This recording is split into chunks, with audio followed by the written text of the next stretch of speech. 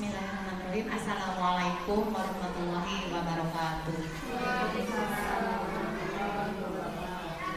Ibu Kepala Sekolah yang saya hormati, pemateri di seminar ini yang saya hormati, beserta ibu-ibu guru SD Bantar Gintung yang saya banggakan.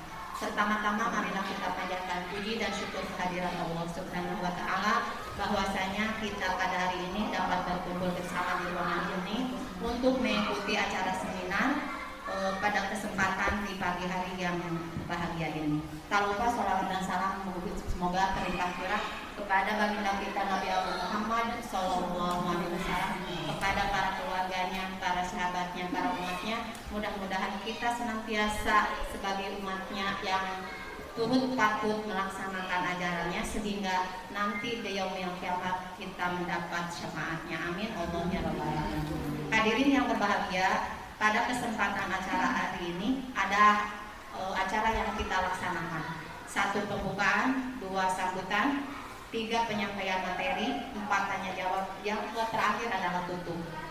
Demikianlah acara yang akan kita laksanakan pada kesempatan hari ini. Baik, untuk menghemat waktu, kita awali acara ini dengan ucapan bersama-sama dengan basmalah. Bismillahirrahmanirrahim. Terima kasih. Baik, kita lanjutkan pada acara berikutnya, itu sambutan. Kepada yang terhormat Ibu Kepala Sekolah SD Bantar Gintung, Ibu Ai Lukas Sastrawati SPD MPD, dipersilakan untuk memberikan sambutannya. Dipersilakan.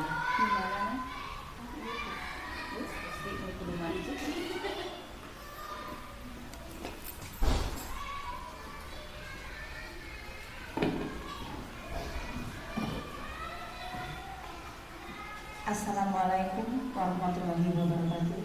Waalaikumsalam. A'udzubillahi minasyaitonir rajim. Bismillahirrahmanirrahim. Asyhadu an la ilaha illallah wa asyhadu anna Muhammadar Rasulullah. Yang terhormat Ibu Guru Keluarga Besar SDN Bantar Gintung, ucapan terima kasih atas kehadirannya. Mari kita bersama sebelum melanjutkan kepada acara ini, kita panjatkan puja dan puji kehadirat Ilahi Rabbi bahwasanya pada hari ini, hari Rabu tanggal 25 Januari tahun 2023, alhamdulillah kita bisa berkumpul dengan acara yakni aksi nyata di mana seorang guru kita yang tercinta atas nama Neng Iren mempunyai tujuan sebagai calon guru penggerak. Untuk itu kita mari dukung, mudah-mudahan apa yang akan dilaksanakannya serta dikerjakannya dalam kegiatan tersebut bisa berjalan lancar. Amin.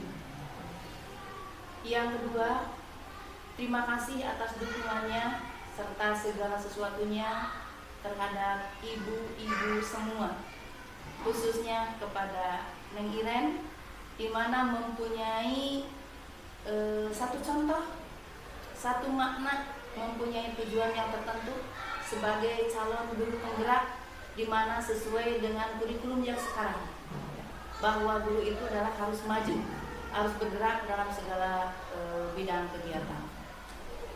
Ibu-ibu semuanya, hari ini mari kita saksikan apa yang akan disampaikan oleh seorang CGP atas nama teman kita Iren Kusumawati SPD sebagai calon guru penggerak angkatan 7 dari SDN Bantar Gintung Kabupaten Sumedang. Untuk itu sebelumnya Bunda mohon maaf yang sebesar-besarnya hari ini tidak bisa mengikuti sesuai dengan petunjuk tanggal 25 karena memang ada sesuatu hal. Tetapi itu tidak menutup kemungkinan atau tidak mengurangi sesuatu apapun.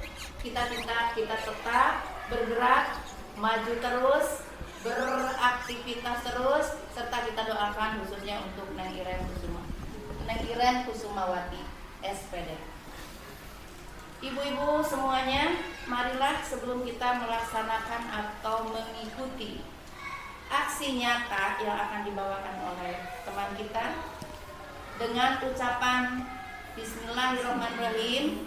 Kegiatan aksi nyata CGP Angkatan 7 atas nama Ireni Kusumawati SPD dari SDN Bantar Gintung Kabupaten Sumedang dibuka.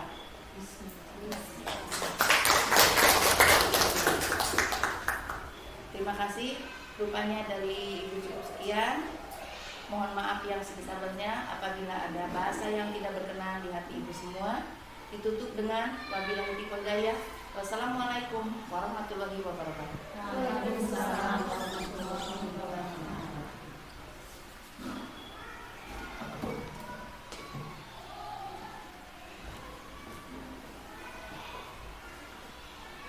Terima kasih kepada Ibu Kepala SD Bantar Gintung yang telah menyampaikan sambutannya sekaligus membuka acara seminar diseminasi budaya positif ini.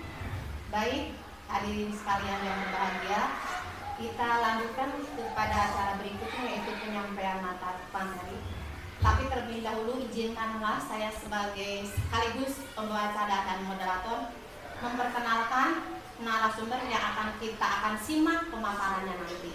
Baiklah hadirin sekalian yang berbahagia, kita saatnya mendengarkan pemaparan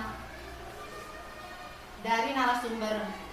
Beliau adalah seorang guru dari SD Bantar Gintung yang dengan saat ini dia sedang mengikuti suatu program calon guru penggerak angkatan 7. Beliau juga seorang guru muda yang sangat rajin dan aktif sekali.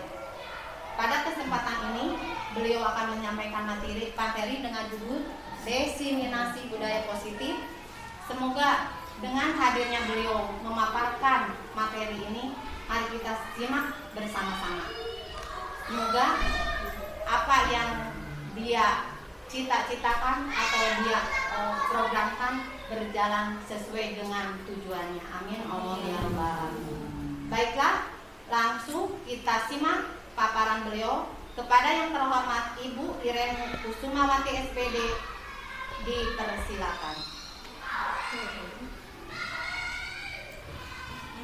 Terima kasih kepada Ibu Moderator sekaligus pembawa acara yang telah menyempatkan waktunya kepada saya. Pertama-tama saya ucapkan Assalamualaikum warahmatullahi wabarakatuh. Waalaikumsalam warahmatullahi wabarakatuh. Pertama-tama marilah kita panjatkan puji serta syukur kita kehadirat Ilahi Robbi atas berkat rahmatnya kita dapat berkumpul dalam acara seminar diseminasi budaya positif ini dalam keadaan sehat walafiat. Yang terhormat Ibu Kepala Sekolah serta rekan-rekan guru semua, semoga acara ini kita dapat menimba ilmu bersama ya. Tanpa kebersamaan kita mungkin tidak akan berjalan. Kita langsung saja. Pada saat ini saya akan menyampaikan tentang diseminasi budaya positif. Di sini kita andaikan ibu, bapak memiliki suatu yang berharga, oleh ibu genggam. Yang berharga itu apa? Kesehatan, keluarga, anak, ya. Apa yang ibu miliki genggam oleh ibu, bapak. Nah, ada seseorang yang meminta membuka genggaman itu. Apakah ibu akan membukanya? Akan memberikannya? Apa yang ibu miliki itu oleh ibu akan dibuka? Tidak. Tidak. Kenapa? Karena itu sangat berharga. Sangat berharga kan bagi diri kita. Kita tidak akan semaunya, seenaknya memberikan kepada orang lain. Karena itu adalah kita, genggaman kita, sesuatu yang sangat berharga. Nah, di sini kita rubah setara perubahan paradigma teori kontrol atau ilusi teori kontrol. Di sini ilusi guru mengontrol murid. Katanya guru itu dapat mengontrol murid. Ya? Nek, jangan bukan. Ternyata sekarang anak sulit, malah dia berlari kabur, ya berarti kita tidak bisa mengontrol itu murid, siswa. Ilusi bahwa kritik dan membuat orang bersalah dapat menguatkan karakter. Tuh kan, gara-gara kalian ini rusak, ini kotor. Nah, itu untuk teori kontrol itu tidak bisa karena siswa memiliki sesuatu keyakinan. Kita tidak dapat mengontrol siswa atau murid kita, ya. Terus yang ketiga, ilusi bahwa semua penguatan positif efektif dan bermanfaat. Kita contoh efektif yang bermanfaat ya. Ada siswa dia, oh iya terima kasih, iya Bu, dia sangat baik kepada teman-temannya. Dia lihat sangat baik, suka rajin. Tapi lihat teman-temannya, dia merasa, oh si Eta, kita terasa terasingkan, di mana tuh? Gitu kan? Ternyata penguatan positif, efektif dan bermanfaat itu tidak terpakai dalam teori kontrol. Yang selanjutnya ini sih bahwa orang dewasa memiliki hak untuk memaksa. Ya, ini sungguh ya kita terjadilah memiliki anak ya. Kita dapat memaksa anak tidak main HP sekarang. Jangan main HP. Tapi apa yang terjadi? Konwe dan dedek HP dedek kan kita tidak bisa memaksa dia. Ya itu adalah hak dia. Ya. Nah, selanjutnya kita pindah. Mungkin dulu saat kita kuliah ya, Ibu Ai pernah atau Ibu semua kenal dengan stimulus respon. Ya, di sini kita berubah paradigmanya. Yang asalnya stimulus respon kita ubah sekarang, berpindah kepada teori kontrol atau teori lihat siapa sesungguhnya yang memiliki kontrol itu sendiri. Yang pertama di sini stimulus respon, realitas kebutuhan kita sama. Kita anak-anak itu kebutuhannya sama lah untuk mendapatkan ilmu. Ya. Nah, teori ini ternyata kebutuhan kita itu berbeda. Kita sebenarnya hanya memiliki 5 kebutuhan. Ya, kebutuhan untuk bertahan hidup, cinta kasih, penguasaan, dan nanti ya selanjutnya kita bahas. Yang kedua, semua orang melihat hal yang sama. Nah, sekarang saya akan menuliskan di sini. Saya menulis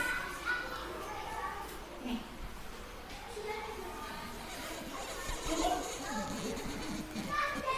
angka berapa? Nah, Angka 6 kan? Menurut Ibu Bapak semua. Tapi lihat oleh saya ini angka berapa? 9.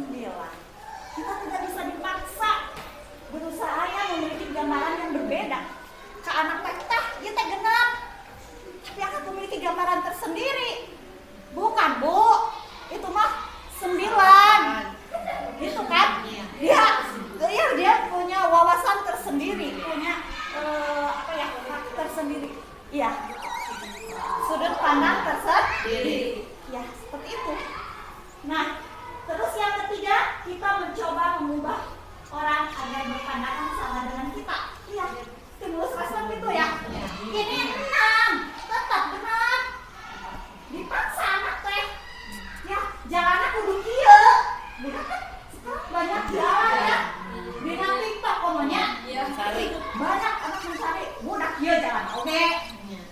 Kalau tidak di posisi kontrol, semua perilaku pasti memiliki tujuan. Lalu yang nggak babari abdi mah, iya weh, gitu, ya. Iya. Nah, terus selanjutnya orang lain bisa mengontrol saya. Ternyata tadi kan yang kita genggam itu tidak bisa, hanya kita sendiri, hanya Anda yang bisa mengontrol diri kita. Iya, anak tidak bisa dikontrol oleh kita sekarang. Berbeda ya dengan anak zaman dahulu. Mereka punya keyakinannya tersendiri, mempunyai kebutuhannya tersendiri. Nah, selanjutnya saya bisa mengontrol orang lain. Mungkin ini sama, ya. Saya tidak bisa mengontrol orang lain, ya. ini sama mungkin apa ya? Nanti kita janjian yuk besok acara kita makan-makan. Kamu harus datang ya. Tapi kan tidak real. Background atuh, gitu kan? Jadi hanya kita sendiri yang bisa mengontrol. Ya. Begitu juga kepada siswa, kita tidak bisa mengontrol siswa atau murid. Nah, pemaksaan ada pada saat rujukan gagal. Di sini stimulus respon. Dipaksa anak teh kudu bisa. Saat gagal nilai kecil di bawah KKM, dipaksa dia untuk belajar. Tah kieu. Ya, nah, saat teori kontrol Anda tidak bisa kolaborasi dan konsensus menciptakan pilihan-pilihan baru. Di sini kolaborasi mungkin kita berkolaborasi dengan anak tersebut, ya.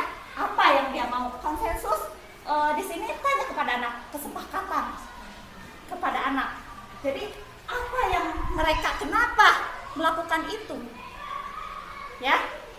Di sini kita tidak ada pemaksaan, tapi kita berkolaborasi maunya bagaimana, ya. Stimulus respon berpikir menang kalah. Ada yang menang dan ada yang kalah. Ternyata di sini menang, semuanya menang. Semuanya ingin menang, ya, untuk mencapai tujuannya. Karena mereka memiliki kebutuhannya tersendiri, keyakinannya tersendiri. Jadi harus menang. Tidak ada kalah.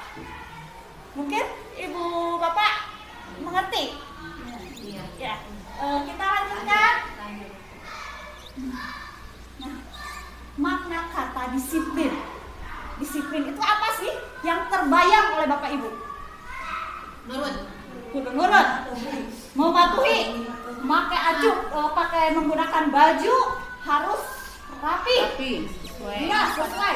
Datang jam 7. Ya, sesuai dengan aturan. Nah, di sini disiplin, tata tertib, teratur dan kepatuhan pada peraturan berhak sering hubungan dengan hukuman. Betul tidak? Kadang anak yang tidak disiplin dihukum. Kamu nggak pakai topi di depan? Iya.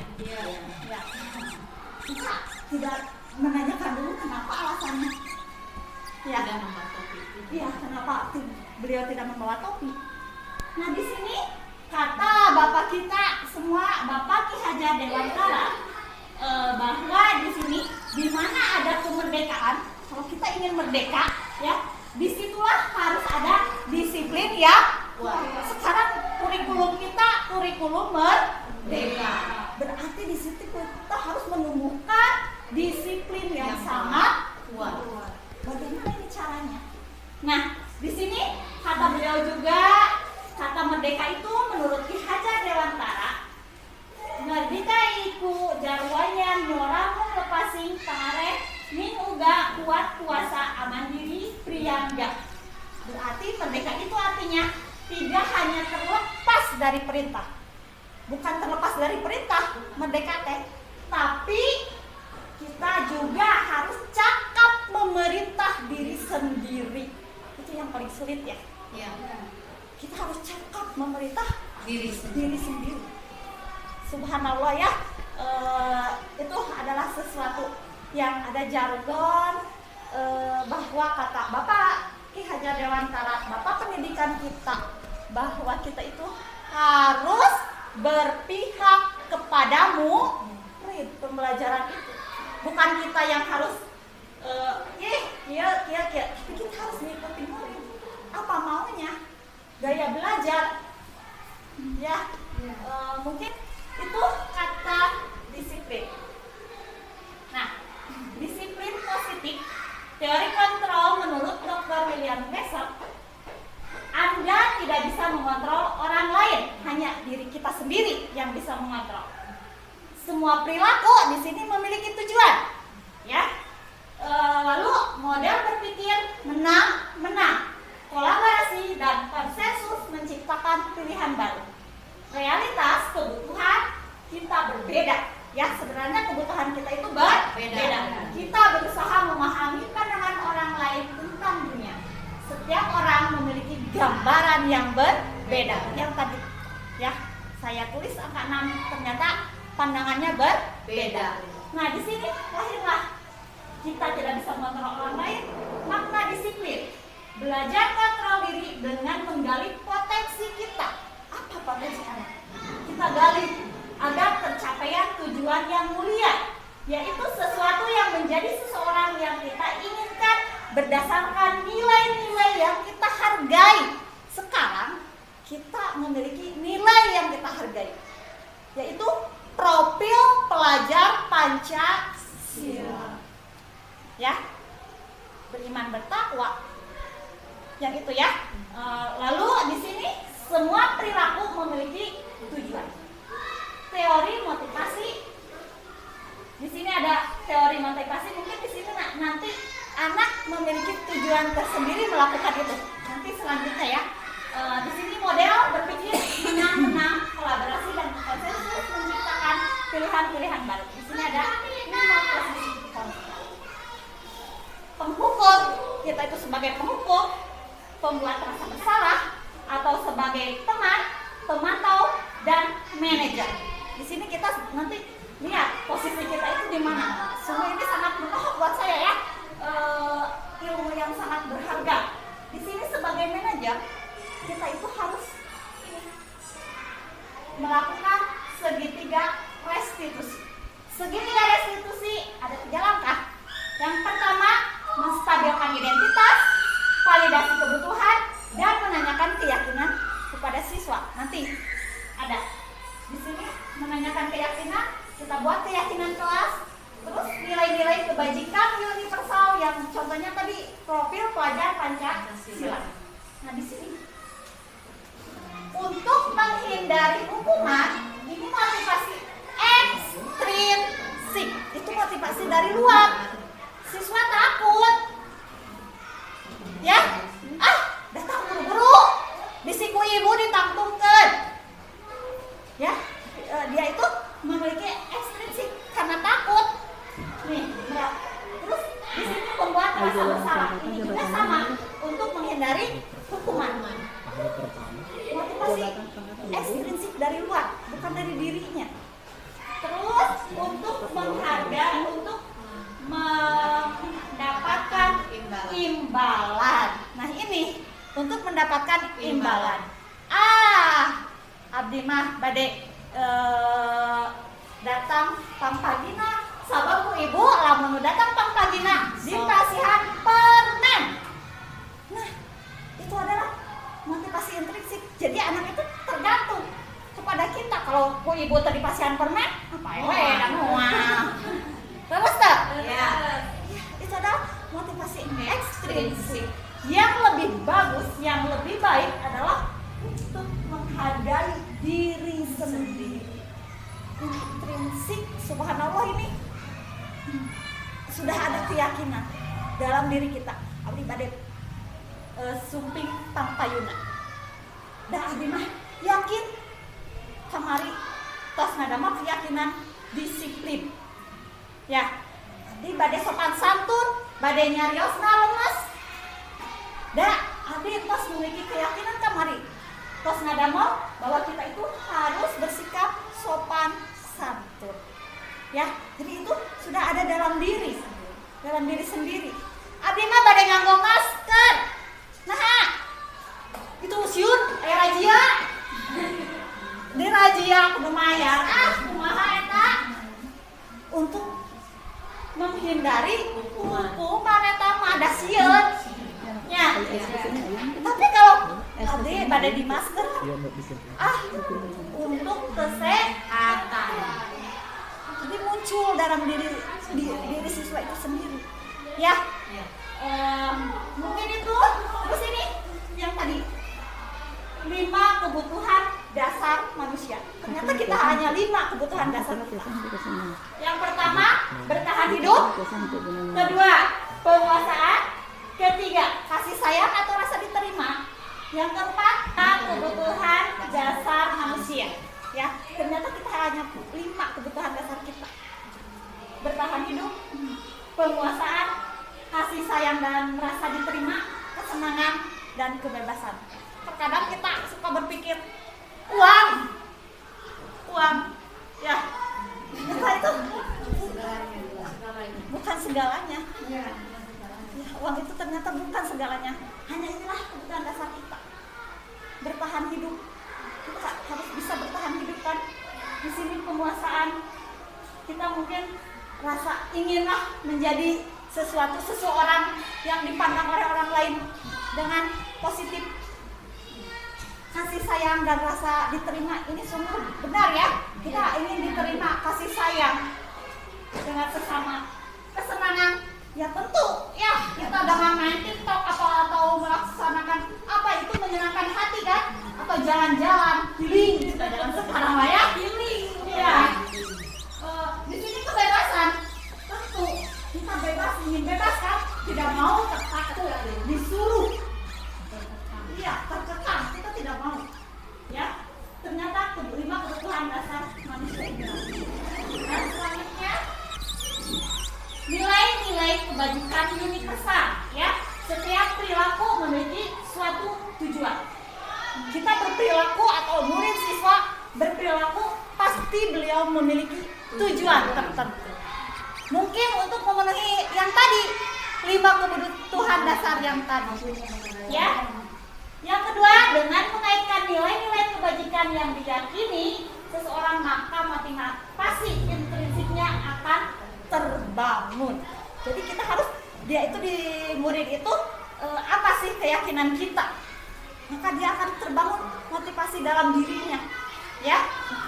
Yang ketiga, di sini nilai-nilai kebajikan yang ingin dicapai oleh setiap anak Indonesia, inilah lahirlah profil pelajar Pancasila. Beriman bertakwa kepada Tuhan Yang Maha Esa, berakhlak mulia, mandiri, bernalar kritis, berkebinekaan global, bergotong royong, dan kreatif. Ini nilai profil pelajar Pancasila. Inilah tujuan ya untuk di Indonesia saat ini. Selanjutnya ini subhanallah, teori motivasi, hukuman, dan penghargaan restitusi. Motivasi yang tadi ya, eksternal dan internal. Jadi eksternal di sini untuk menghindari ketidaknyamanan atau hukuman yang tadi. Abdi bade nganggo helm, sieun di razia ku polisi. Ini terjadi eksternal da sieun nya, sieun ku polisi. Tapi adik itu mah aya polisi kagak mah tadi helm deui. Ya, jadi itu adalah takut hukuman. Ya. Ya, yang kedua, untuk mendapatkan imbalan dari orang lain atau institusi. Mereka tingali pangrajina, pang bagusna, abdi bade suping pangpayuna, bade katingali rajin, ame dipasihan jempol ke kepala. Ya, itu mungkin karena imbalan eksternal, karena kita ingin dilihat oleh ibu kepala itu, orang lain ya. Selanjutnya, untuk menghargai diri sendiri ini, saya akan menjadi orang yang seperti apa. Itu tadi di helm kita yakini untuk keselamatan. Kita kan tidak tahu ya, perjalanan kita lancar atau tidak. Ini motivasi internal. Disinilah tujuan disiplin positif untuk mewujudkan budaya positif. Kita didik masukkan motivasi internal ini pada siswa. Ya, bukan diminta hukuman karena imbalan, ya, tapi kita tanamkan dia untuk menghargai dirinya sendiri. Selanjutnya, yang tadi merdeka, ya, tidak hanya terlepas dari perintah, tetapi cakap membuat perintah diri sendiri. Sekarang ohnya keselamatan helm jadi dia cakap ya, untuk memerintah diri sendiri. Basieun takut, kita yakin untuk keselamatan, bukan takut oleh polisi, bukan takut mendapatkan hadiah ya, tapi ini keyakinan kita menjaga keselamatan. Nah, ini jargon yang kedua sungguh menohok buat saya. Dihukum oleh penghargaan. Kenapa penghargaan? Ya, bahwa penghargaan berlaku sama dengan hukuman. Penghargaan teh geuningan sami jeung hukuman. Ya, dalam arti meminta atau membujuk seseorang melakukan sesuatu untuk memenuhi tujuan tertentu dari orang yang memintanya atau membujuknya. Ya, dorongan eksternal dan akan ada faktor ketergantungan berapa dampak dari pemberian penghargaan ini menurut Alfihon. Di sini pengaruh jangka pendek dan jangka panjang. Lihat eksternal mungkin akan jangka pendek ya. Eksternal di sini pengaruhnya jangka pendek. Di sini penghargaan ternyata menghukum. Kita memberikan penghargaan itu ternyata menghukum. Ya, sama dengan hukuman. Mungkin menghukum orang yang tidak ketergantungan itu, siswa akan merasa tergantung, atau kita menghukum sesuatu, ibu dicarekan hayunan orang lain, ya, atau penghargaan di sini mendapatkan penghargaan, ngerwe kayak teh ngeranking teh eta abi mah gitu kan dia merasa terasingkan, sudah saja da si eta we pasti yang punten 100 abi mah moal. Jadi kita ini PR untuk kita bukan keyakinan ya kepada murid kita, siswa kita bahwa kalian juga bisa, mungkin bisa dalam aspek apa beliau. Semua murid itu cerdas, memiliki tujuannya masing-masing. Ya, penghargaan mengurangi ketepatan. Di sini mungkin kurang tepat. Hasil itu udah bere. Padahal abi lo mau mere di Rona. Ya, mungkin di sini kurang ya mengurangi ketepatan, kecemburuan. Penghargaan tidak efektif. Ya, yang tadi. Penghargaan merusak hubungan. Betul sekali. Ya, dengan penghargaan pengwe baik antepkeun. Nah, ibu itu mah sok ka ieu wae. Kan gitu, anak-anak itu hubungannya dengan anak-anak teh sieun. Ibu itu mah ya kurang. Nah, di sini kita harus berkolaborasi dengan siswa. Semua siswa itu sama. Semua siswa itu cerdas. Ya, memiliki kemampuannya sendiri. Ya, selanjutnya di sini dihukum oleh penghargaan. Ya, penghargaan itu ternyata hukuman. Penghargaan menurunkan kualitas, penghargaan mematikan kreativitas ya yang tadi tidak kreatif lagi. Ada eta we. Anggar si eta. Ya, lu dapat penghargaan tepuk tangan dari ibu teh. Abi maafkeun we. Jadi penonton gitu kan. Cuek ya. Kadang anak-anak seperti itu. Oke, we muka hari pas eta, we. Ya. Nah, di sini penghargaan mengurangi motivasi intrinsik. Benar kan? Keun we daya sih gitu. Nah, maju we. Abi mah bae di dia jadi penonton. Gitu kan? Iya. Ya. Jadi mengurangi motivasi intrinsiknya. Bentuk dan kebijakan. Nah, di sini kita juga harus memberikan apresiasi, pengakuan kepada siswa kan. Masa anak yang rajin kita tidak apresiasikan? Masa anak yang baik tidak diberi apresiasi? Nah, di sini ternyata ada caranya. Kita khusus kepada anak itu. Terima kasih ya sudah membantu menyapukan halaman. Sendiri khusus, pribadi, jangan di depan umum. Ya, karena itu dapat mematikan motivasi orang lain, siswa lain. Nah, di sini pengakuan kepada semua murid harus bergantian. Jangan kasih we, aduh, Repi mah bagernya, sok senang menyapukeun, sok menghiceunkeun tuntas. Pas kebagian ada seseorang contohnya Ripal buang sampah sasapu kekurangan teh tidak diberikan apresiasi. Tuh, nya ibu mah Pedi. Jadi kita semua, walaupun dia suka melakukan hal negatif, tapi kita beri motivasi, ya.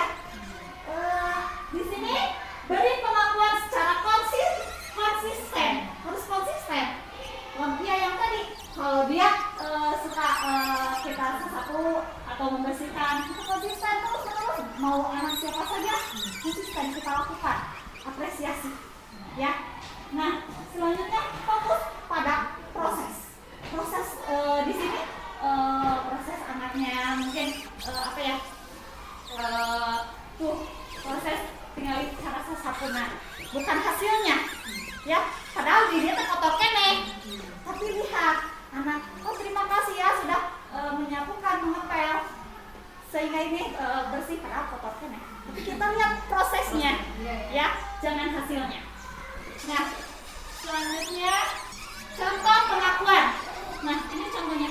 Kemarin ibu perhatikan rasa empati itu sangat sekali ya pada saat menolong murid baru yang di kelas kita. Nah, saat menghargai kepedulian, inilah contoh-contohnya. Ya, saat kita mengapresiasikan yang tadi. Nah, di sini.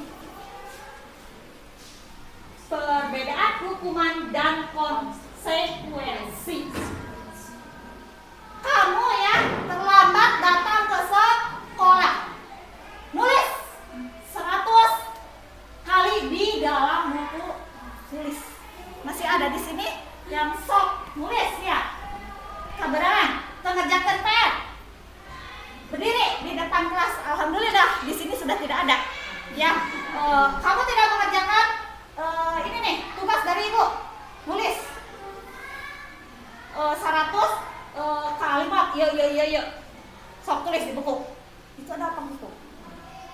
Ya, terus ini, kamu terlambat, lari di halaman sebanyak 5 keliling. Contoh itu adalah hukuman. Terus murid diminta untuk push up, siap. Kamu tak push up, sebab menggunakan masker atau tidak menggunakan topi. Ya, itu adalah hukuman. Ini konsekuensi menggantikan kertas tugas teman. Contohnya ada anak siswa coret atau disobek kertas temannya. Beda kan? Kalau konsekuensi itu sesuai dengan apa yang telah dia lakukan. Ini kertas temannya sobek, konsekuensinya harus diganti. Apa mau temannya? Bukan dihukum. Bersihkan WC. Alhamdulillah sekarang tidak ada penghukum ya. Terus membersihkan tumpahan, contohnya meja ada air tumpah, konsekuensinya bersihkan. Ada anak terlambat datang, kamu terlambat ya datang, konsekuensinya saat nanti istirahat wayahna pelajaran anu tadi sok taroskeun ka rerencangan. Konsekuensi, bukan terlambat datang berdiri di depan kelas, itu hukum ya. Jadi kita sesuaikan, kita harus sesuai ya, konsekuensi sesuai dengan apa yang dia lakukan ya. Mungkin di sini sudah mengerti, insya Allah ya.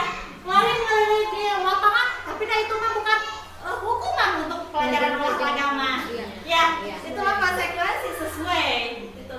Mungkin mengerti sampai sini ya. Insya Allah ya. Perbedaan hukuman konsekuensi. Hukuman sesuatu yang menyakitkan harus terjadi ya. Dihukum sungguhnya. Kadang kita malu di depan kelas, ya malu oleh teman-teman, sakit ya. Konsekuensinya ya itu harus terjadi lah. Sahabat kita terlambat tadi, berarti saat istirahat kita harus melihat kepada teman kita yang terlewat. Ya itu harus terjadi dah, gara-gara abi gitu ya. Selanjutnya membuat anak sakit fisik maupun hati. Dan yang kalau ingat ibu bahula nya ditantungkan di depan kelas, itu adalah memori terkuat ya, fisik atau maupun hati. Jadi di sini membuat anak merasa tidak nyaman dalam jangka waktu pendeknya. Mungkin beliau di saat istirahat saja tidak nyamannya saat mengerjakan, tapi kalau sudah ya sudah bebas. Ya emang gara-gara Abi tadi kasihanan gitu. Nah di sini hukuman itu paksaan. Ya, kita itu memaksa untuk anak berdiri di depan kelas. Sedangkan konsekuensi, stimulus, dan tanggapan. Yang tadi, kalau kita melakukan ini, tanggapan kita bagaimana nih? Ya, kalau kita menumpahkan air, berarti kita harus membersihkannya kembali. Nah, konsep diri yang mendorong anak menyakiti dirinya sendiri. Mungkin di sini anak akan terasa tersakiti, ya, oleh dirinya sendiri. Terus mendorong anak agar mudah menyesuaikan diri. Beliau dapat menyesuaikan diri dengan temannya lagi. Tapi kalau anak yang sudah dihukum, dia itu merasa takut. Kadang ya, yang anaknya pemalu ya, apalagi dia akan sakit pada dirinya sendiri. Selanjutnya konsep diri yang buruk. Ya tentu ya di sini jadi kita abi teh gini dihukum wae, dicarakan wae, ya. Tapi konsekuensi di sini baik karena abi teh dihukum teh karena karena abinya lira sih, karena saya sendiri tadi terlambat ke sekolah sebab semalam main WHT. Ya, kalau dihukum kan itu sudah tidak sesuai ya. Anak belajar untuk menyembunyikan kesalahan. Nah di sini, ya sungguh berbohong karena takut dihukum. Jadi anak tidak berbicara terbebeja lah kepada kita teh. Tidak jujur.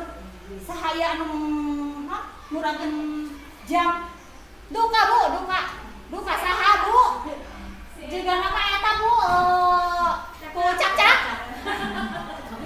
Kutoke, kurangin bu, ya, karena takut dihukum. Tidak jujur. Ya, dia bisa menyembunyikan kesalahannya karena takut. Anak belajar untuk mematuhi peraturan.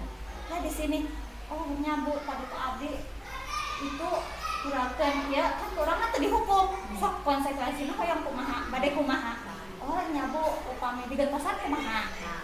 Jamna ke ku Abi atau Abi boda Abi teh gaduh atos kumaha tuh lamun naneangan iuran gitu ya, itu konsekuensi. Nah di sini marah, rasa bersalah, dipermalukan, merasa tidak dihargai. Benar ya, anak akan marah, dia akan merasa salah ya. Dipermalukan tentu di depan teman-temannya, dia berdiri di depan kelas sungguh malu ya, merasa tak dihargai. Dihargai Nabi mah ya tentu.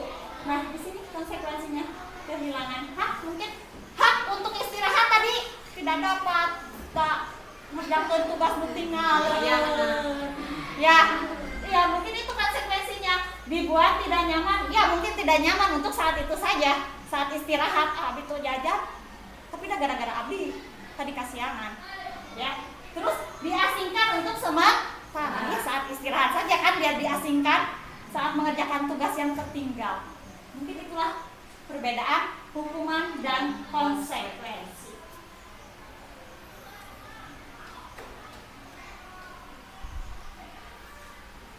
Nah sekarang kita beralih, tidak boleh menghukum tapi restitusi.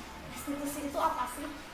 Proses menciptakan kondisi bagi murid untuk memperbaiki kesalahan mereka. Jadi diperbaiki kesalahan mereka sehingga mereka bisa kembali pada kelompok mereka, ya, pada teman-temannya kelompok mereka. Nah, dengan karakter yang lebih kuat. Ya, restitusi juga merupakan proses kolaboratif yang mengajarkan murid untuk mencari solusi untuk masalah mereka. Jadi bukan kita, kamu tuh harus anu, tidak, tapi kita berkolaborasi dengan anak, dengan siswa tersebut.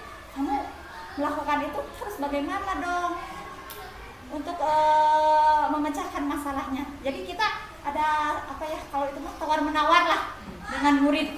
Kamu maunya apa? Kolaborasi, iya, nego-negoan. Negosiasi ya di sini. Ya dia dan membantu murid berpikir mereka inginkan. Tujuan mulia yang tadi ya mungkin tujuan kita kan salah satunya nilai profil pelajar Pancasila dan bagaimana mereka harus memperlakukan orang lain. Nah, selanjutnya di sini ternyata dengan hukuman ini super negatif, gagal siswa ya, menyakitkan yang tadi itu murid anak benci peraturan negatif pokoknya tata tertib gitu kan dihukum, jadi anak itu gagal ya. Jadi di sini sangat berpengaruh. Di sini identitas sukses, disiplin. Di sini ada konsekuensi dan yang barusan restitusi. Di sini konsekuensi ini sifatnya netral ya, kalau sudah ya sudah ya, tapi restitusi di sini positif, anak akan menanamkan keyakinannya sesuatu harus terjadi. Kamu kurang tadi kayak kalau kita menumpahkan air di meja berarti sesuatu yang harus terjadi harus mengelapnya. Di sini restitusi mah pilihan.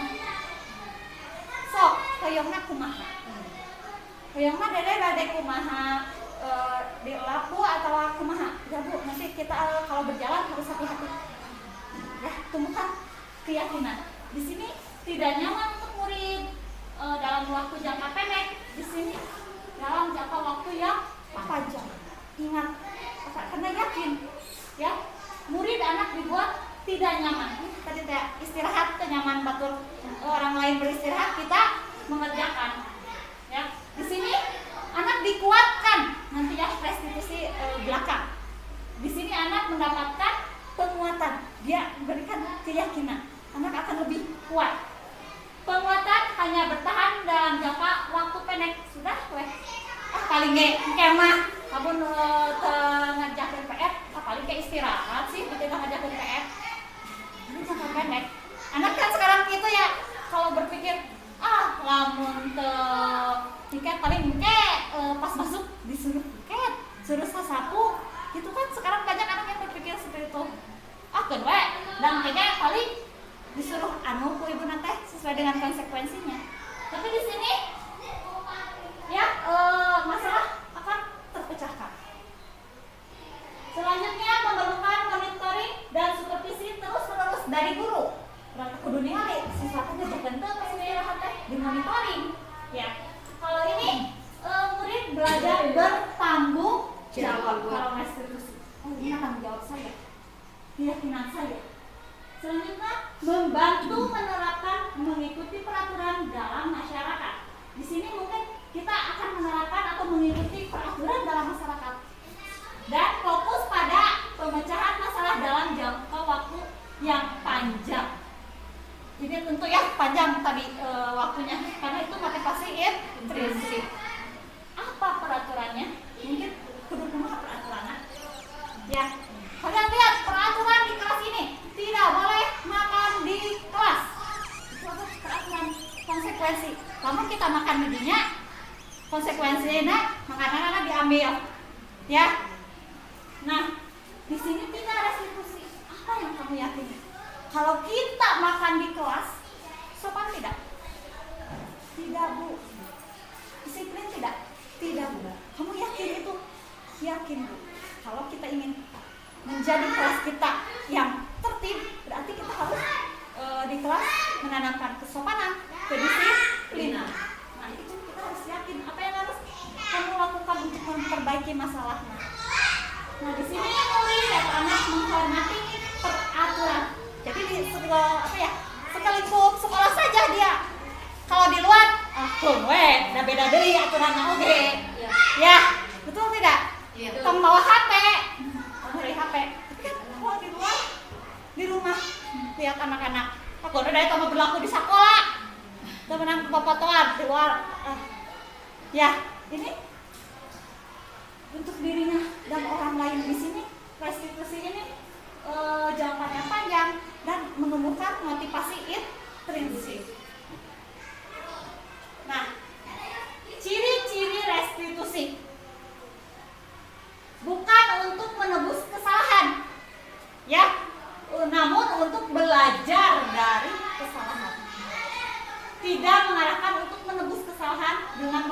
sejumlah uang. Yang membayar tadi contohnya jamuran teh harus bayar dengan jam. Tidak, tapi memperbaiki kerugian yang timbul atau sekedar meminta maaf. Di sini eksternal, ya, jadi tidak restitusi mah. Yang kedua, memperbaiki hubungan, membantu murid-murid dalam hal mereka ingin menjadi orang seperti apa sih kamu tuh? Kalian itu mau menjadi orang seperti apa? Saya ingin menjadi orang yang disiplin, Bu. Berarti kamu harus bagaimana? Ya, saya akan menjadi orang yang sopan, Bu. Berarti kamu harus bagaimana? Yakini, keyakinan, ya. Tawaran bukan paksa. Kita memaksa yang tadi ya. Ini tawaran, berkolaborasi dengan muridnya. Yang keempat, menuntut untuk melihat ke dalam diri. Kita itu mau menjadi seperti apa? Kalian itu tidak memakai topi saat upacara, perlengkapan baju, ya, tidak pakai dasi. Kamu lihat, kamu itu mau jadi seperti apa? Katanya kamu mau jadi orang yang disiplin, Bu. Saya ingin menjadi orang yang terpandang, Bu. Saya ingin jadi orang yang bisa menghormati, menghargai. Tapi kenapa berbicara kalian tidak sopan? Itu mungkin belum timbul rasa keyakinan akan dirinya. Ya, jadi nanti kita semua membuat keyakinan di kelas masing-masing. Bukan lagi tata tertib. Ya, kan kadang tata tertib itu dibuat oleh kita ya, oleh guru, oleh kepala sekolah. Tapi kita buat keyakinan, berkolaborasi dengan murid. Kalian itu mau seperti apa? Jadi mereka akan menghargai keyakinan itu. Ya, mencari kebutuhan dasar yang mendasari tindakan yang 5 tadi, kebutuhan dasar. Lalu restitusi diri adalah cara yang paling baik. Ini di sini cara yang paling baik, kita dapat mengevaluasi diri sendiri, ya. Dan alhamdulillah sekarang contohnya saya saja di rumah, kita tumbuhkan keyakinan pakai helm.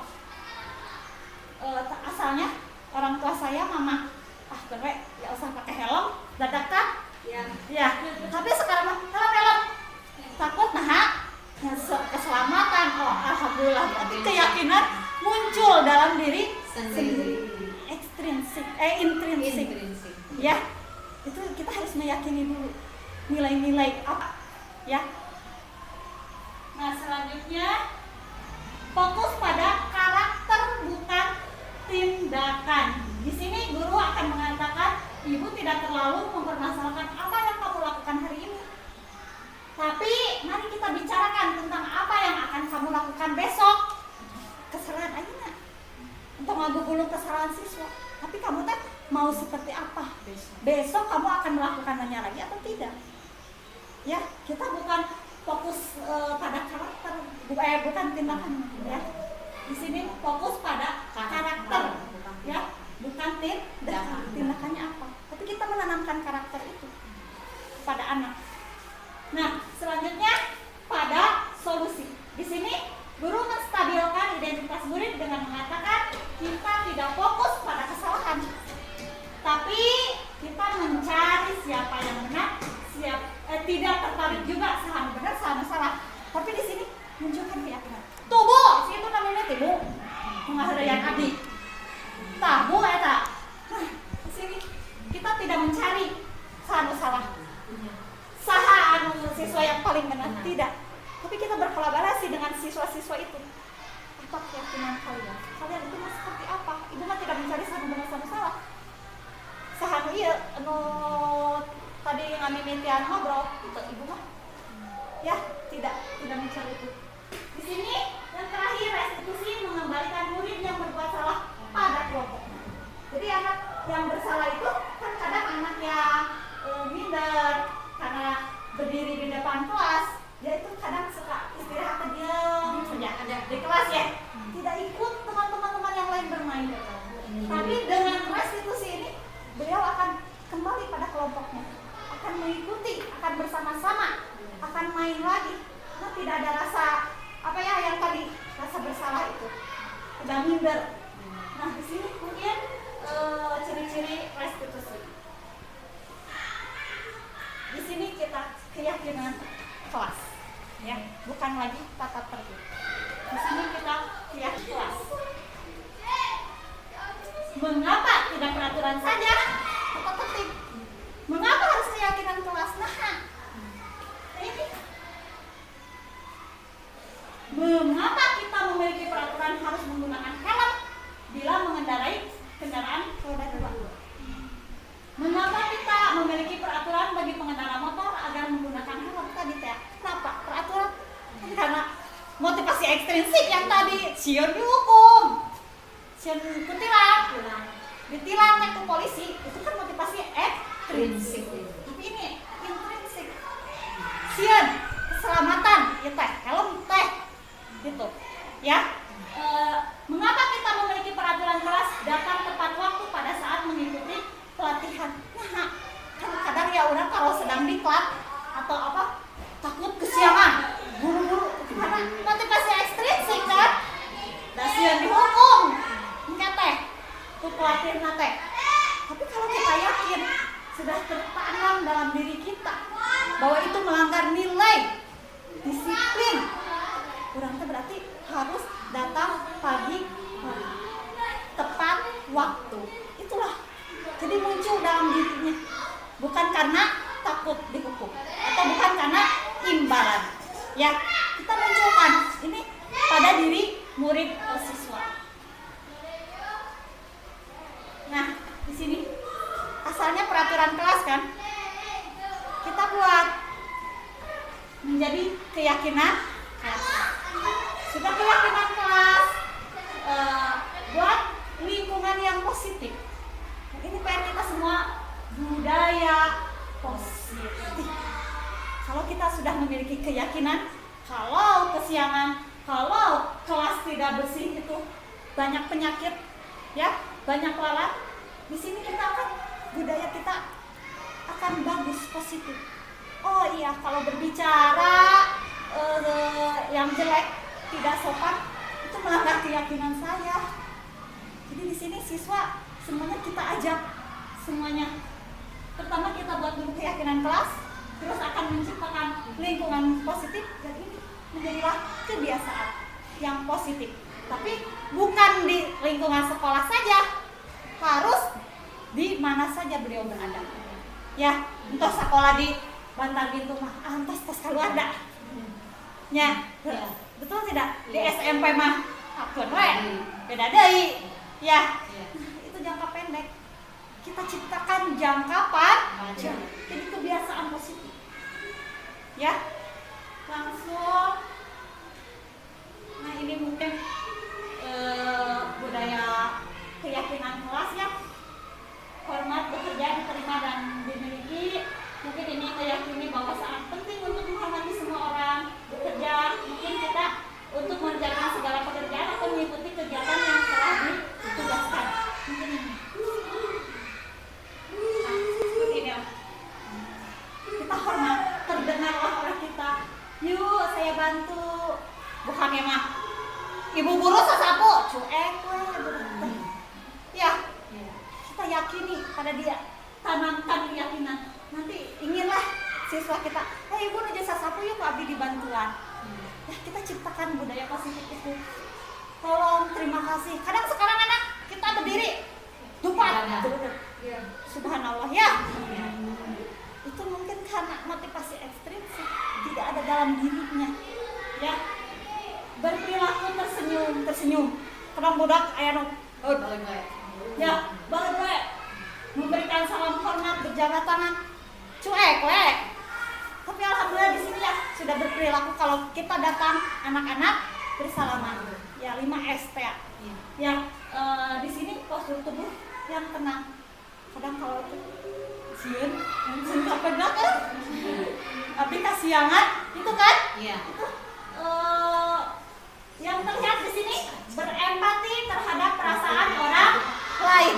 Kita terlihat, ya Allah, karunya ternyata pulpen itu rerencangan berempati, rasa empati. Kita itu harus bagaimana berarti? Pokoknya orang bantuan. Karena di sini kita itu harus saling membantu. Ya, bukan saling bersaing. Ah, sudah bicarakan, itu tidak boleh.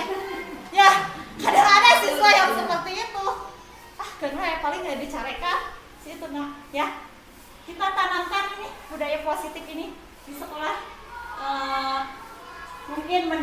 mengingat sesama ya. Jadi keyakinan abdi teh ka sakola teh bade hoyong melihat ilmu pengalaman. Berarti dia akan mendengarkan apa yang guru terangkan di sini. Nah, di sini menyusun keyakinan kelas. Di sini sudah saya terapkan di kelas saya sendiri di kelas 4 ya. Mereka sedang membuat keyakinan kelas. Jadi kita tanya dulu pertanyaan pemantik. Bagaimana kelas yang kalian impikan? Banyak ini. Saya Bu tidak ingin diganggu orang-orang lain. Bu, tong nyebutan wae Bapak Abdi. Karancamatan nyebutan wae Bapak Abdi. Ngejek wae. Ngecek. Iya, Bu abis sok diecean. Ya, Bu saya mau mata ngerjakeun tugas atau apa? Jadi kelas apa yang kalian impikan? Lihat, ini kebersihan Bu. Harus bersih, nyaman, ya. Nah, muncullah keyakinan kelas. Kita keyakinan kelas. Kalau kalian suka mengejek atau diejek orang lain, itu sopan atau tidak? Tidak. Oh, berarti keyakinan kelas kita harus saling menghormati, harus saling menghargai, harus sopan santun. Ya, Bu, ngomong ulangan sok neon wae. Kita harus berarti naon eta keyakinan kelasna. Oh iya, kita harus jujur. Bu, pikete abi we si itu Matara. Berarti keyakinannya apa? Bertanggung jawab. Jadi muncul keyakinan, oh lamun abi teu ngerjakeun piket berarti saya tidak bertanggung jawab. Ya, bukan seperti peraturan tata tertib, tapi ajaklah siswa untuk membuat keyakinan kelasnya masing-masing. Ya, kelas yang mereka impikan, jadi pasti beda ya. Kelas 1 sampai kelas 6 keyakinan kelasnya pasti beda. Karena kelas yang mereka impikan itu mau seperti apa. Selanjutnya, ya ini kelas yang mereka impikan. Kelas yang saya impikan adalah piket bersama-sama. Tidak boleh sendirian Bu, tidak boleh mengejek. Jadi apa inilah muncul keyakinan kelas 4 ya. Saling menghormati, menghargai dan sopan santun, bertanggung jawab, menjaga kebersihan, membaca doa sebelum dan sesudah melakukan sesuatu, jujur dan disiplin. Inilah dari sini kita buat ini keyakinan kelas. Nah, sekarang selalu kembalikan buku ke tempatnya. Keyakinan kelasnya apa ya kira-kira? Kembalikan buku kepada tempatnya. Bertanggung jawab. Dilarang mengganggu orang lain. Apa? Mengganggu orang lain. Menghargai orang lain. Hadir di sekolah 15 menit sebelum pembelajaran dimulai. Disiplin. Dilarang melakukan kekerasan. Kira-kira keyakinan kelasnya apa? Saling menyayangi. Dilarang menggunakan narkoba, ini mungkin tidak ada ya. Dilarang menggunakan narkoba berarti apa itu? Dilarang merokok berarti apa itu keyakinan kelasnya? Tentang apa? Menjaga kesehatan. Bergantian atau menunggu giliran. Berarti kita harus apa? Bersabar ya. Terus gunakan masker. Menjaga kesehatan, bukan takut dirazia ya. Jangan berlari di kelas atau di koridor. Tata tertib ya. Ketertiban. Ya itu betul semua ya. Kita juga bisa nih. Keselamatan, keamanan, kesehatan ya, menghormati tadi betul ya. Tuh, kesehatan, keselamatan, saling menghormati, kita bersabar. Jadi inilah lahir keyakinan kelas. Ya, kita buat keyakinan kelas secara bersama-sama dengan murid siswa kita. Nah, kebutuhan dasar manusia yang tadi bertahan hidup, kasih sayang dan rasa diterima, penguasaan, kebebasan, dan kesenangan. Nah, pertanyaannya, Ibu Iren, guru wali kelas 4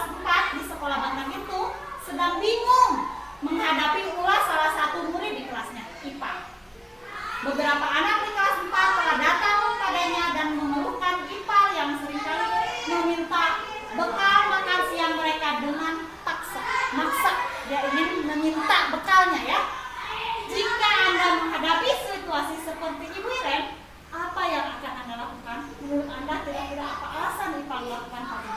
Lihat alasannya. Kita itu harus tanya alasannya. Tong langsung disusulan.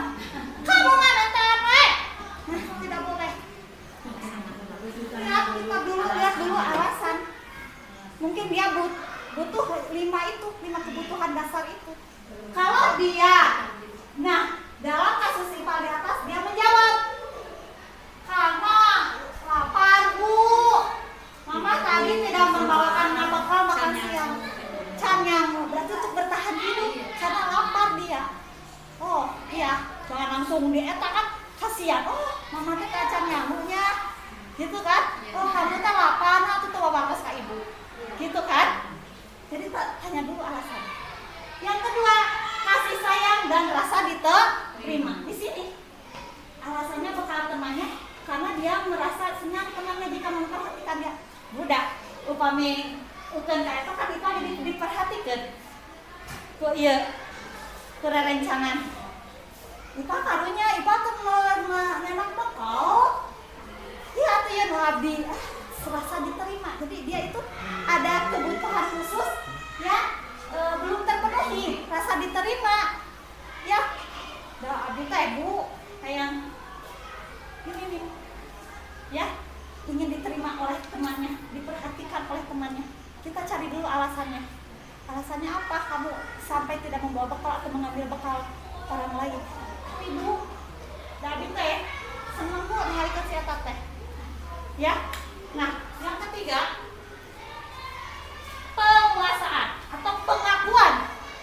Kalau di sini dia ingin merasa hebat karena temannya jadi takut. Makan. Oke. Mungkin dia ingin merasa hebat. Ya, orang lain takut pada diri Ipa. Jadi dia yang menguasai. Ya.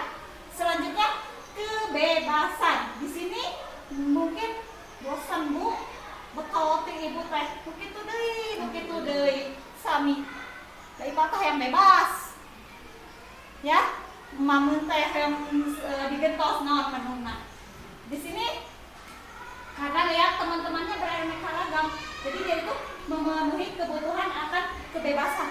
Sama dewe yang bebas abi teh. Ya, kayak makanan naon rupa-rupa Bu abi teh tidak kumaha teh pasti anas gordi. Mie deui anu nyobaan atuh Bu nu ieu. Anu Egi, da bosan. Ya, kebebasan. Terus di sini kesenangan. Di sini mungkin menjawab bahwa ia melakukan karena iseng saja. Udah senang kalau ngaheureun si eta teh sok sok nangis Bu, lucu ih senang Ipa mah ningali si Egi dicanak eta mameuna. Itu lucu ningali Egi teh senang we Bu. Resep ngaheureun anak. Gitu. Ya, itu kesenangan. Nah, mungkin ada 5 alasan kebutuhan yang belum dia capai. Jadi kita harus cari dulu alasannya dia melakukan itu seperti apa. Mungkin ada kebutuhan yang belum terpenuhi.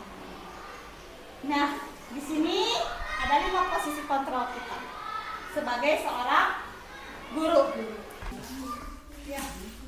Sekarang selanjutnya kita pada 5 posisi kontrol ya, sebagai penghukum, pembuat rasa bersalah, teman, pemantau, dan manajer. Nah, di sini ada identitas gagal. Kalau kita posisi kita sebagai penghukum, pembuat rasa bersalah, ini gagal, ya.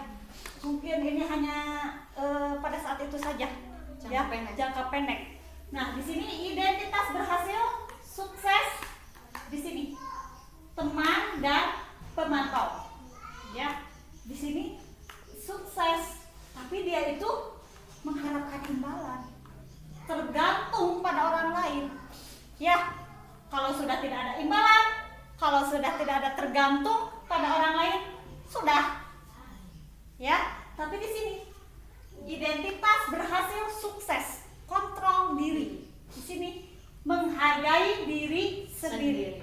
Nah, posisi kita saat ini dituju sekarang diajak bersama-sama untuk menjadi manajer. Ya, di sini ada guru berbuat. Nah, ini yang tadi hadik, nunjuk-nunjuk. Kalau membuat rasa bersalah di sini berceramah mengatakan seharusnya kamu teh jangan kesiangan, ya. Ibu kecewa kamu teh heureui wae, ya. Itu di sini membuat rasa bersalah. Nah, di sini mengharapkan imbalan atau ketergantungan teman, membuatkan alasan-alasan untuk muridnya, ya. Guru di sini mungkin berbuat alasan-alasan untuk muridnya seperti ini, berkata, ayolah lakukan demi ibu hidup teh, sok atuh ke ibu, sing karunya ka ibu teh. Nah, di sini kita sebagai teman, apa inilah hasilnya, ya, tergantung. Kalau pemantau di sini menghitung dan mengukur, kita itu hanya diam menghitung, oh lamu anak seperti itu berarti apa yang akan terjadi. Nah, manajer mengajukan pertanyaan-pertanyaan itu, guru bertanya, kunaon hidup teh melakukan itu. Tapi di sini pemantau mah hanya dia mengukur, oh ya ya. Nah, guru berkata, kalau penghukum, kalau kamu tidak melakukan, awas pek, rasakan, isukan, ya, tinggalkan. Itu, ya. Kalau pembuat rasa bersalah, kamu teh kuduna teh kieu, ya. Kamu tuh seharusnya kamu sudah tahu itu teh salah. Dia akan merasa bersalah. Kalau teman, ayolah lakukan demi ibu atuh abdi ge sok kitu Bu. Jadi ya tuh karunya ka ibu. Capek teh, geus capek lieur. Sing nurut ka ibu ya. Oh, udah ukur ya. Iya. Kelas 2. Iya, mau nanya Bu. Di sini pemantau apa peraturannya? Kamu tenaon atau peraturan nak? Teningali tah, peraturanna kudu kumaha. Nah, nanti dikasih bintang, nah, atau itu seperti pemantau, ya. Kalau manajer, nah kita tuh berbicara, apa sih yang kalian yakini? Kan tadi kita sudah belajar membuat keyakinan. Jadi kita kembalikan lagi pada siswa. Kan kalian yang membuat keyakinan. Jadi apa yang kita yakini? Apa yang bisa kau kerjakan untuk memperbaiki masalah ini? Jadi harus bagaimana memecahkan masalah ini? Ya, ditanyakan kepada siswa atau murid. Ya, hasilnya bagaimana nih? Memberontak, benar tidak? Iya. Apalagi anak zaman sekarang, ya, memberontak. Tadi kasih HP, pokoknya kasih HP enak. Lamun teu kabur cenah. Aya kan? Aya. Berbohong, betul tidak? Iya.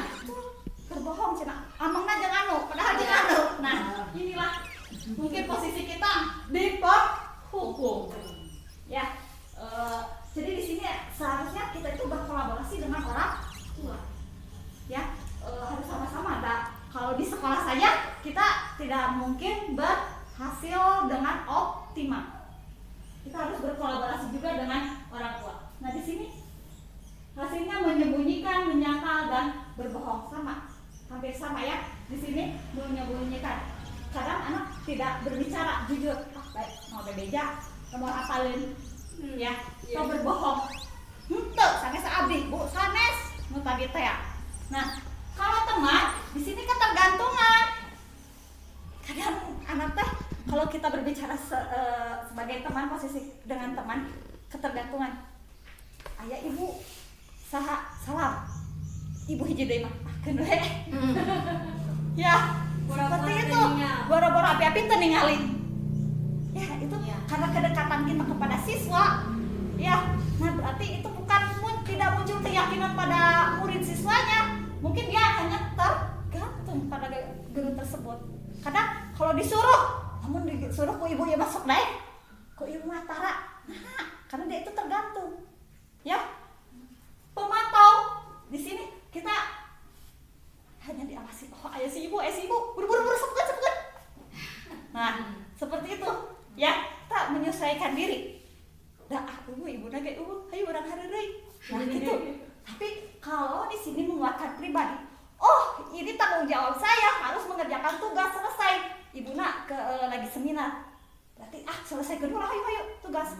Tapi kalau anak yang iya tidak ugus ibu nake hayu ya hadap main iya tidak mengerjakan tugas. Nah, di sini kaitan dengan dunia berkualitas, mungkin murid meletakkan guru di luar dunia berkualitas lah guru eta mah.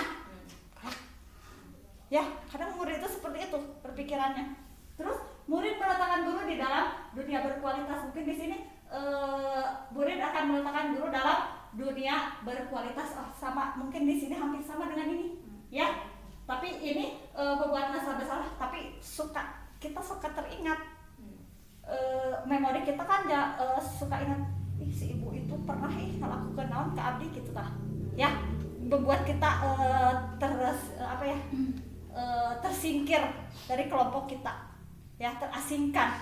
Waktu SD abi mah pernah pedah sapu, ngadamel sapu tugas pedah tali nate ku karpet, tali ku plastik kenging meser abi teu ngajakeun tugas teh. Da abina nuju teu damang basa ieu teh teu apal. Nah, ku guru teh, nah, lihat ini sapu buatan ini cenah dari perusahaan kayaknya sabab di taliana ku karpet cenah. Emangnya abi teh kenging meser eta sapu teh teu ngadamel abina sakit. Orang lain mah membuat sendiri, dibantu orang tuanya. Karena saya sakit, yang gampang aja membeli. Dan itu ingat ya, saya merasa bersalah. Itu selalu ingat di benak saya. Nah, selanjutnya teman, murid meletakkan guru di sebagai orang yang sangat penting di dunia berkualitas. Asik ibu. Ya, seperti itu. Jadi penting kita itu. Ibu nggak ada. Nah, itu mungkin perbedaannya. Di sini memantau, murid meletakkan guru peraturan dan hukum di dunia berkualitas. Si ibu eta mah tur tunjuk wah. Ya, namun abi melakukan hal yang positif baru dapat bintang. Baru dapat permen. Ya. Di sini menghargai diri sendiri. Tapi di sini muncul keyakinan. Oh iya, urang teh kudu ngerjakeun heula tugas. Jadi muncullah pada diri dirinya. Terus murid berkata, biarkan saja, nanti juga marah-marah lagi si ibu eta mah. Ya, si bapak eta mah kayak antepkeun we. Kan sekarang ya anak-anak kritis subhanallah ya, cerdas. Pembuat rasa bersalah. Mungkin Bu, maafkan saya. Ya, mungkin seperti itu. Teman di sini saya berpikir bapak atau ibu teman saya, ternyata bukan. Suka teh ibu teh bager, galak gini. Sok itu kan? Ya. Ibu tidak berteman lagi dengan saya. Ibu teh galak geningan gitu kan anak-anak. Nah, terus pemantau di sini murid berkata, berapa banyak bintang yang saya harus peroleh? Dapat penghargaan tadi, bintang, permen, ya. Berapa halaman yang harus saya tulis? Mungkin di sini tadi konsekuensi. Ya. Nah, kita sekarang pindah, kita beralih manajer. Bagaimana caranya siswa bisa memperbaiki keadaan? Kita diajak siswa memperbaiki keadaan. Kamu ingin seperti apa yang tadi itu? Ya. Dampak pada murid. Dampak kalau kita sebagai penghukum, dampak pada murid mungkin mengurangi kesalahan lagi. Ya. Terus pembuat rasa bersalah, merasa rendah diri. Abi manaon atuh. Ya. Paling si ibu mah tadi tak itu deh. Dia merasa direndahkan. Terus teman lemah, tidak mandiri, tergantung. Tuku ibu, aina SMP bu, galak sa bu guru nate. Saya ibu, jadi dia itu tergantung kepada kita ya. Dia itu lemah. Ibu, gitu kan? Jadi posisi kita sebagai teman.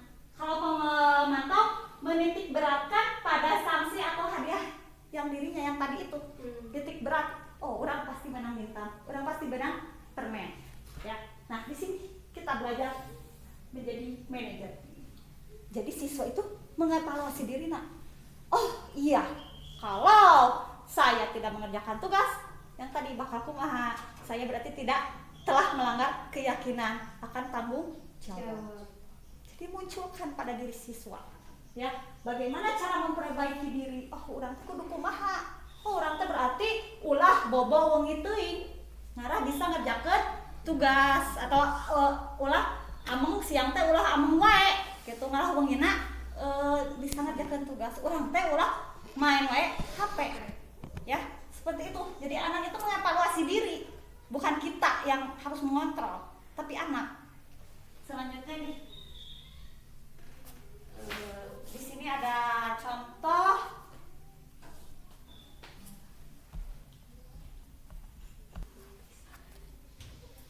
astaga, lupa lagi.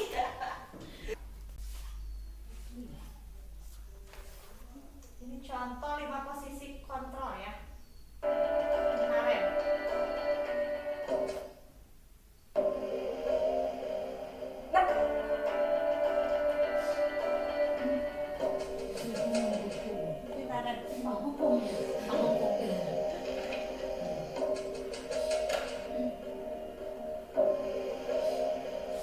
Naren! Sini kamu! Ini sebagai penghukum ya. Iya. Selamat pagi, Bu. Selalu terlambat. Kamu deh, pasti terlambat. Maaf, Bu. Saya Apa? Apa coba? Alasan kamu apa lagi? Kapan sih kamu tidak terlambat? Malas sekali ya kamu jadi anak. saya Dasar pemalas. Gak kapok-kapok sih kamu. Ya, anak tuh Sudah berapa ada kali terlambat? kesempatan Iya, untuk tidak diberi mengeluarkan kesempatan. dia. Sana, Mengeluarkan kamu keliling kesempatan. lapangan basket 2 kali. kenapa saya harus keliling lapangan basket, Bu? Kenapa? Kamu melawan ibu? Berani-beraninya jawab. Sudah terlambat, masih berani jawab pula. Sekarang, keliling lapangan basket 5 kali sekalian. Biar kapok. Cepat. Pergi sana ke lapangan basket. Penghukum ya. Sebagai penghukum. Lalu pembuat merasa bersalah.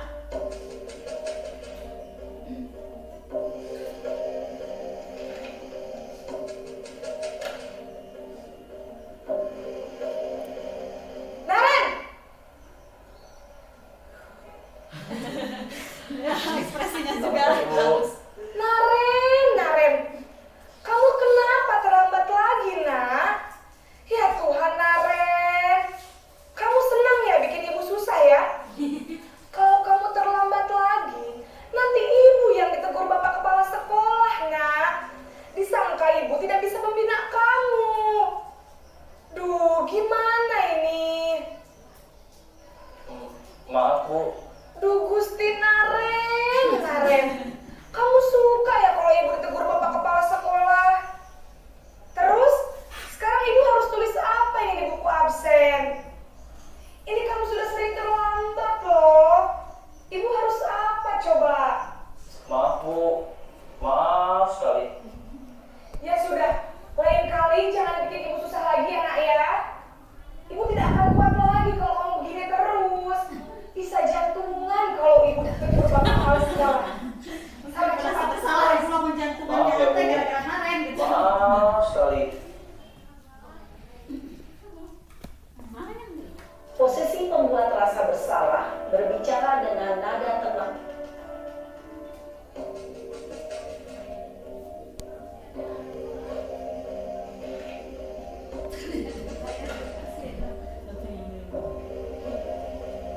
Naren!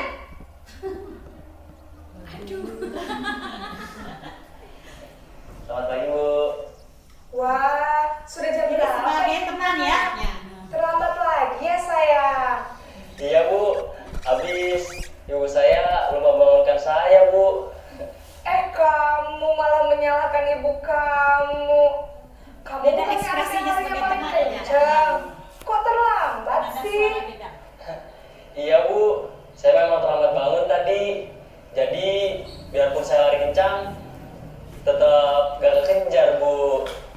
Ya sudah sana. Nanti lain kali larinya lebih kencang lagi ya. Biar gak terlambat lagi. Bikin seneng ibu. Demi ibu. Bisa kan? Bisa lah, Bu. Ya sudah sana masuk kelas. Ibu beresin urusan absen kamu. Kamu ini ada-ada saja. Beda anak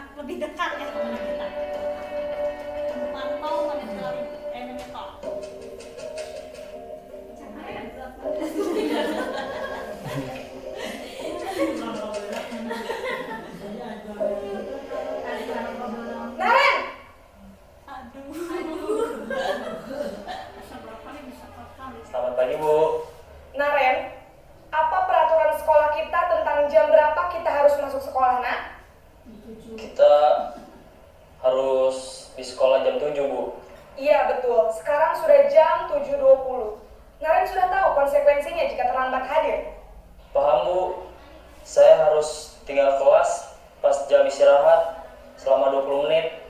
Iya benar, konsekuensinya demikian. Jadi nanti jam 9.30 pas istirahat, kamu harus tinggal di kelas, kerjakan tugas tambahan untuk ketertinggalan kamu, ya? Baik, Bu. Konsekuensi ya. Manajer, tapi sekarang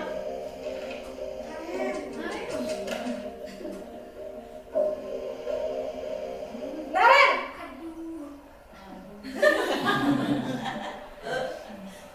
Selamat pagi, Bu. Selamat pagi, Naren. Maaf, Bu. Saya terlambat. Iya, sekolah masuknya jam 7, sekarang sudah jam 7.20.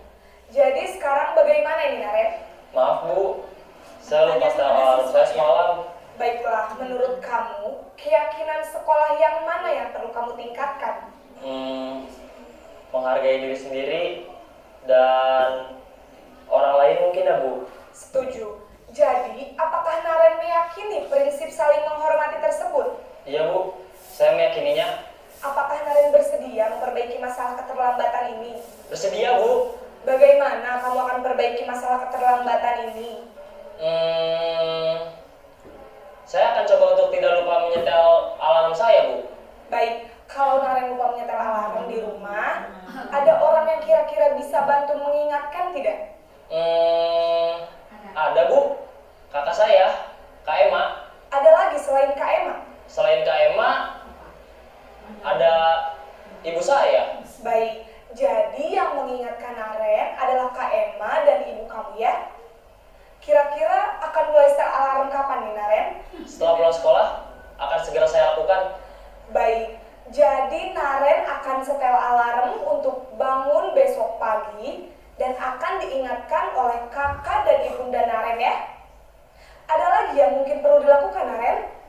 Agar tidak terlambat bangun lagi. Tidak ada, Bu. Baik, Naren. Terima kasih untuk kerjasama kamu. Sekarang kamu perlu kembali ke kelas untuk belajar. Baik, Bu. Terima kasih. di sini ya, barusan tadi sebagai manajer.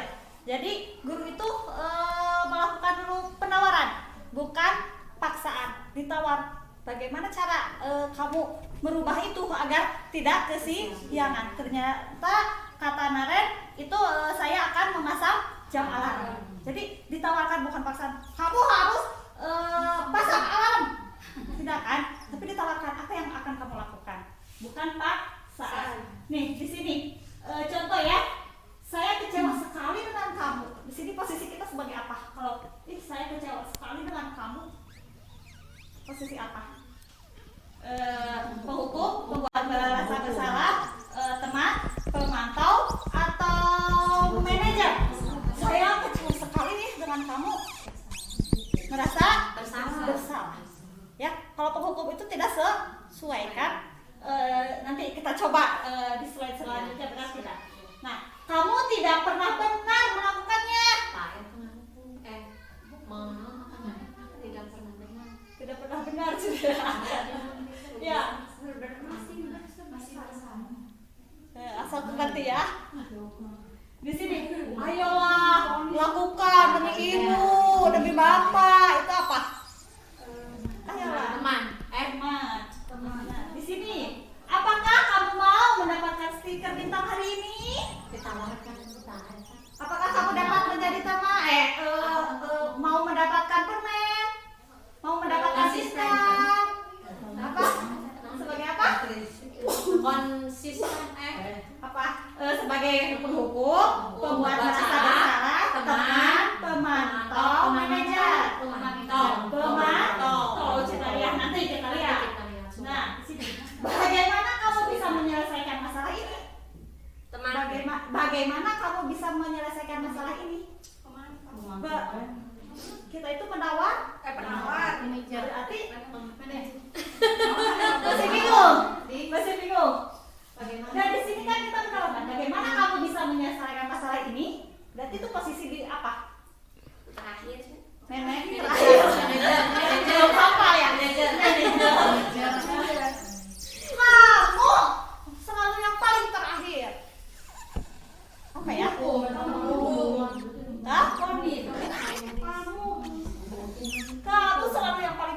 terakhir. Nih. Paling terakhir Apa ya? Ya. Ibu sudah bisa berarti ya. Sudah paham sekarang. Berapa? Ya. Di sini saya kecewa ya sama kamu. Buat rasa Salah. angkat ibu dicarekan ibu kepala. Kamu hidap terurut gitu kan, jadi merasa bersalah. Ibu jantungan kan tadi geningan. Terus ibu bisa jantungan. Nah, di sini tidak pernah benar hukum. Ayolah, berarti Teman. Di sini stiker bintang Pemantau. Di sini manajemen menawarkan kan? Iya. Ya. Bagaimana kamu bisa menyelesaikan masalah ini? Berarti ini manajer. Kamu selalu yang paling terakhir. Pasti ini adalah pemangkunya. Kamu. Iya. Berarti kita rubah ya bersama sebagai manajer ya untuk menciptakan budaya positif di SN Bantar gitu. Amin. Nah, yang tadi restitusi ada 3. Kita berubah sekarang pada restitusi, bukan penghukum, bukan pemberian imbalan. Tapi kita di sini segitiga restitusi ya terhapus mungkin pindah ini. Selain di sini pertama-tama kalau ada masalah nih segitiga restitusi, kita menstabilkan identitas. Kita stabilkan identitas. Tanya kepada anak. Nih, setiap orang pasti melakukan kesalahan. Kamu itu bukan satu-satunya orang yang pernah melakukan ini. Kamu bukan satu-satunya orang yang melakukan ini. Ya, kesalahan ini. Terus kita validasi keyakinan. Validasi kebutuhan anak. Nah, kamu tentu punya alasan. Kenapa kamu melakukan itu? Kenapa? Naren, kamu setiap hari kan tadi Naren. Berarti Naren bukan kamu saja sih yang tadi kesiangan. Mungkin seperti itu. Nah, di sini kamu tentu punya alasan mengapa melakukan itu. Ya, pasti punya alasan yaitu kenapa kesiangan. Di sini adakah cara yang lebih efektif untuk mendapatkan apa yang kamu butuhkan? Yang tadi 5 kebutuhan eta. Kan masih banyak jalanan menuju Roma ya. Untuk ya mencapai kebutuhan itu. Ya, kalau kebutuhan bertahan hidup kadang suka maling gitu kan, masih jalan kok. Bagaimana kalau kita berdagang gitu kan untuk mencapai kebutuhan itu. Ya, kesenangan. Ya bagaimana kalau tidak merugikan orang lain dengan melecehkan, tidak kan masih ada jalan lain. Kamu bisa main, bernyanyi, mungkin itu kesenangan. Ya. Terus di sini kita yang ketiga menanyakan keyakinan. Nilai apa yang telah kita sepakati? Ya, yang tadi saya sudah ya keyakinan di kelas 4 jadi apa? Selain itu ada lagi profil pelajar Pancasila untuk di sini di Indonesia. Nah, kamu sebenarnya ingin menjadi orang seperti apa sih? Ya Bu, saya ingin menjadi orang yang bertanggung jawab. Jadi itu ya, untuk melakukan ini masalah sekarang kita beralih dengan menggunakan segitiga restitusi. Kita pertama menstabilkan identitas, validasi kebutuhan anak, terus menanyakan keyakinan. Ya. Nah, ini menstabilkan identitas, berbuat salah itu hal yang manusiawi, tidak ada manusia yang sempurna, ya. Siapa yang salah, Bapak lebih tertarik untuk menyelesaikan masalah. Ibu tidak tahu siapa yang harus bersalah, tapi Ibu mah sekarang apa masalahnya? Ya, kita selesaikan masalah ini. Ibu tohoyong apal mimiti nasaha ieu nu mengejek. Tapi kita ajak siswa ya untuk menyelesaikan masalahnya. Ini menstabilkan identitas, lalu validasi kebutuhan. Di sini kamu bisa saja kan melakukan yang tadi ya, untuk memenuhi kebutuhan dengan jalan yang lain, bukan seperti hal yang negatif ya melakukannya. Menanyakan keyakinan. Di sini anak melihat kesalahannya dihubungkan dengan norma sosial dan nilai-nilai yang mendasari manusia berinteraksi dengan orang lain. Yang tadi profil pelajar Pancasila dan nilai-nilai yang positif ya, atau nilai keyakinan kelas. Jadi siswa itu harus melihat, oh apa kesalahan saya dan yang telah saya yakini kok dilanggar, seperti itu ya. Di sini tuh kelas yang ideal itu seperti apa sih? Ke anak tuh bertanya, oh iya Bu, kita itu harus saling menolong, saling menghormati. Jadi dia keyakinan, menanyakan keyakinan kepada anak, ya. Selanjutnya di sini ada contoh yang telah saya penerapan, ya.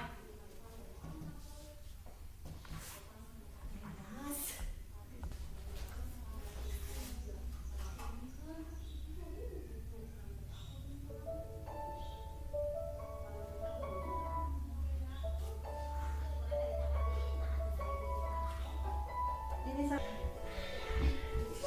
sudah ya. Lanjut.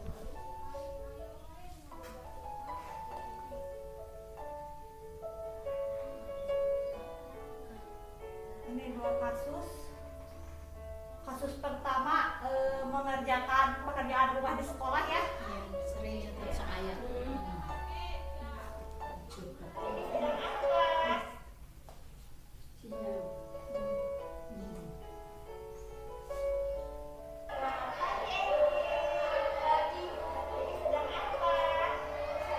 Pertamanya menstabilkan dulu tadi.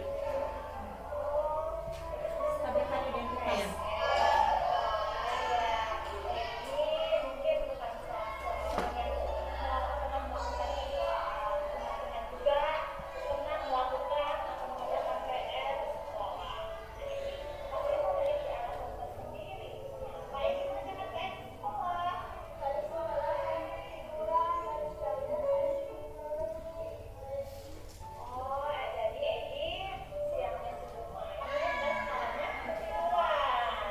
Menanyakan kebutuhan, ya.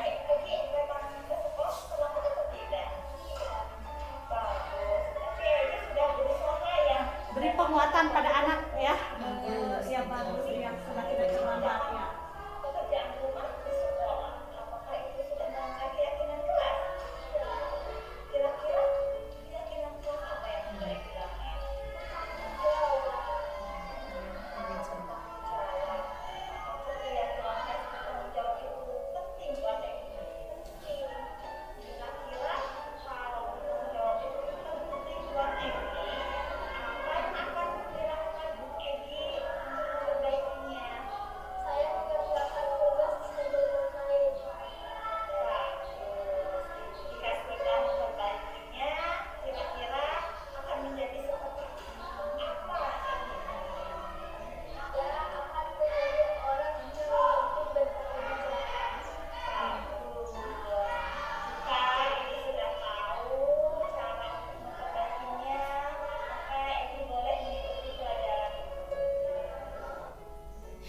Seperti itu mungkin.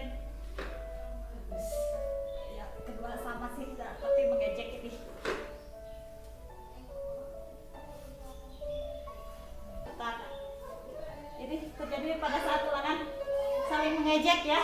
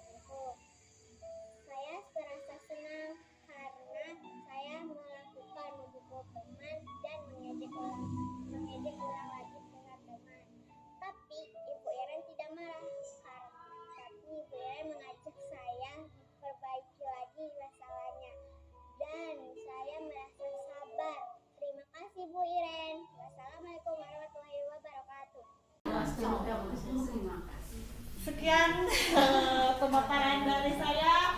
Mudah-mudahan masih banyak, mohon maaf ya kekurangan mungkin masih banyak ya dari saya dan Ibu belum puas hasil pemaparan saya, agar kita bersama-sama untuk menggali lagi ilmu tentang budaya positif ini ya.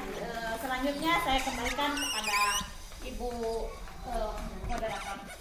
Assalamualaikum warahmatullahi wabarakatuh. Waalaikumsalam. Terima kasih kepada Ibu Irene Kusumawati yang telah memaparkan materi dengan begitu dalamnya materi. Mudah-mudahan kita dapat menambah ilmu yang telah kita pelajari atau kita simak hari ini. Baik, untuk acara selanjutnya saya akan izin untuk peserta diperbolehkan apabila ada yang mau ditanyakan. Tapi mohon untuk terlebih dahulu memperkenalkan diri. Persilakan.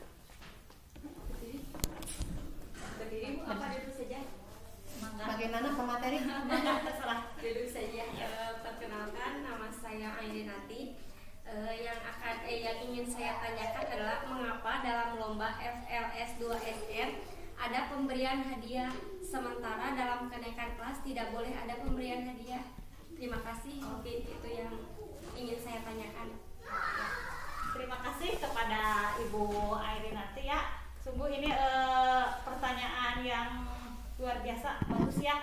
Di sini mungkin kenapa di saat FLS 2N kita terkadang mendapatkan hadiah ya, juara 1, juara 2, juara 3.